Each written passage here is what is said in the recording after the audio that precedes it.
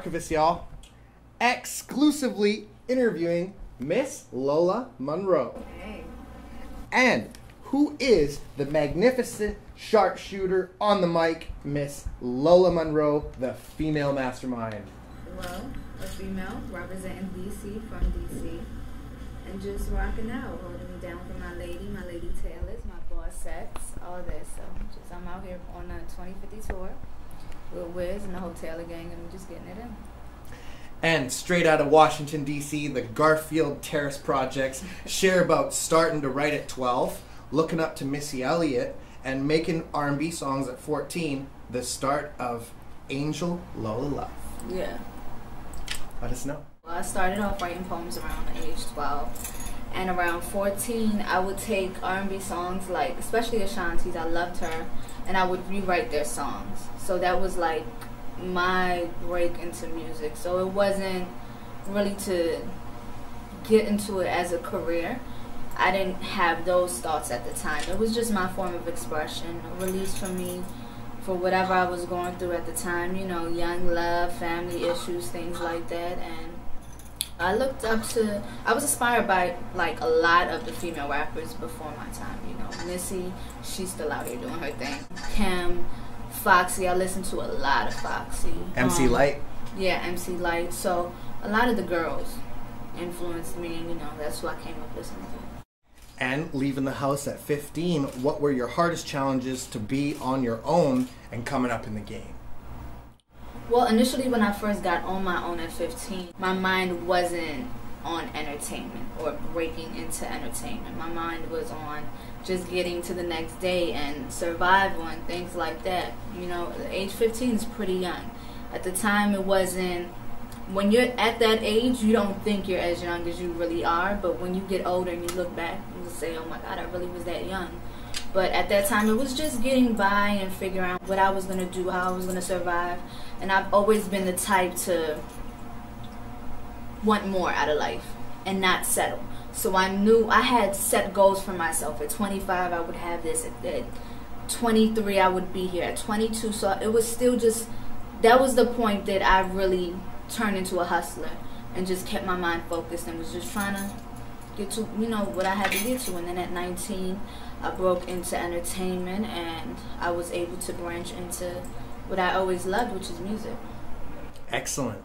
And Miss Urban Model, XXL Eye Candy of the Year, your favorite music video that you've been in, from 50 Cent to Kanye, Busta Rhymes, Trey Songz, props from Drake. You a bossette for real. And the bossette mafia. Yeah, I created that whole movement for my ladies. A boss is the female version of a boss, and some people might take that definition and just have their own way of putting it. My definition of a bossette is not having all the cars and the clothes and the jewelry. A boss is someone that's in control of whatever situation they're in. So whether you're in school, whether you're at home taking care of your family, whether you're in the music business, 9 to 5, whatever it is, if you're in control, if you failed in life and you got back up and you took control of those situations, your boss says. So that's what my whole movement represents. And speak from the heart. What are some of the things that you've done as an artist? I've learned that you kind of have to put success before you chase money. Don't chase the money, chase the success. And that comes from loving it and just putting your heart and your everything into it.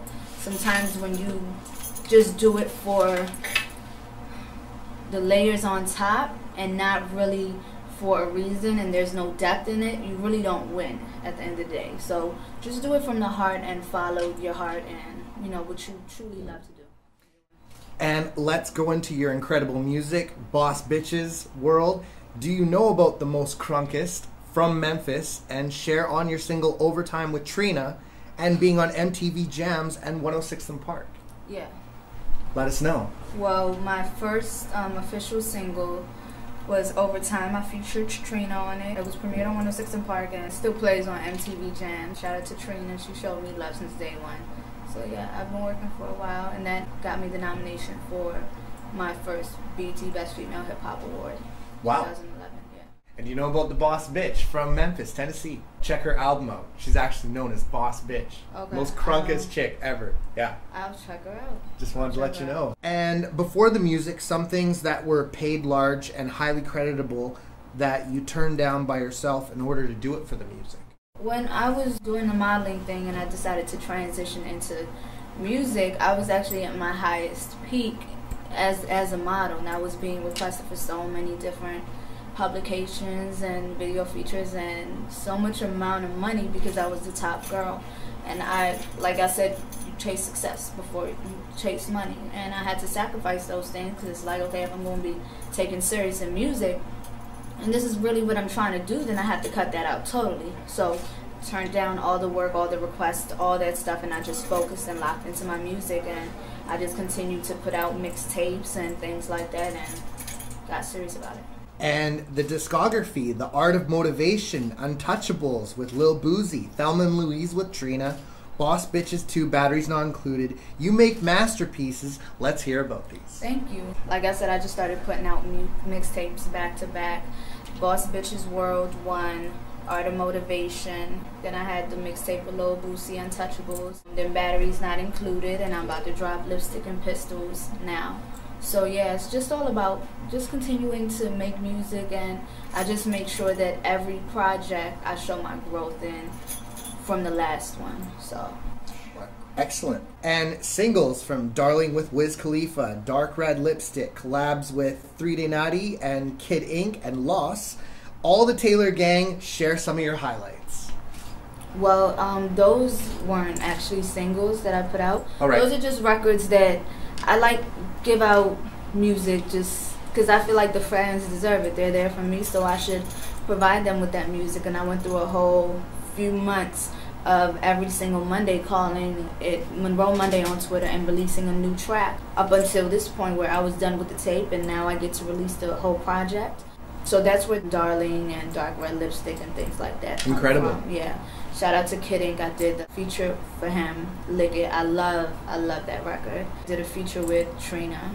Well, me and her work on records a lot, so yeah. Amazing. Any singles that you can tell us about that are coming out or that you've already done that you're very proud of? A lot. It's a lot of records, so we're gonna pick through the tape, and we'll know like probably within a month or something like that. Incredible. And Triumphant Angel, share on your amazing charity. Well, I started a foundation called Triumphant Angel, and it focuses on all aspects of abuse, regardless of age, sex, sexual preference, things like that. It's based out of Washington, D.C., and like it's been launched this year, but we're pushing it next year, 2013, campaigns, things like that. So yeah, it's a great thing. And Lipstick and Pistols, elaborate on the next level and the Taylor Gang moves coming out. Okay, Lipstick and Pistols is my 5th mixtape, hosted by DJ Illwill. So it's dope. It's all original records. I sat down and I recorded it like an album as far as the process, not necessarily the sound of it or anything. But it was just a great project. I love it, and I just can't wait to drop it. And then we have the combination with Taylor Gang. All of us, we have so many records. It's going to be crazy. I'm really, really excited about that project. Incredible. And the best tour and largest crowd that you've ever rocked? Oh, this one. 2050 tour, the one I'm on right now with, all my brothers, Taylor Gang. So it's really dope. It's a great thing to have my first official tour and then be on there with family, and it's great. I'm enjoying it. Perfect. And the best hip-hop memory you've been part of or contributed to? My best hip-hop memory would have to be my BET nomination. That was my first nomination. It was independently. It was me doing all the groundwork and putting out the tapes and putting out the projects and the videos and the MTV and things like that. So that was my biggest first accomplishment. Very incredible. And do you have anything to say to Canada? Yes, I love it out here. The women are beautiful. The energy is great. Everybody is so kind. So I love it out here. I'm enjoying it. And you have any shouts? Yeah. Shout out to all my fans. Shout out to the whole Boss Set Mafia, the whole team, Lola Monroe, Canada. Thank you for having us. And I love it. I can't wait to come back.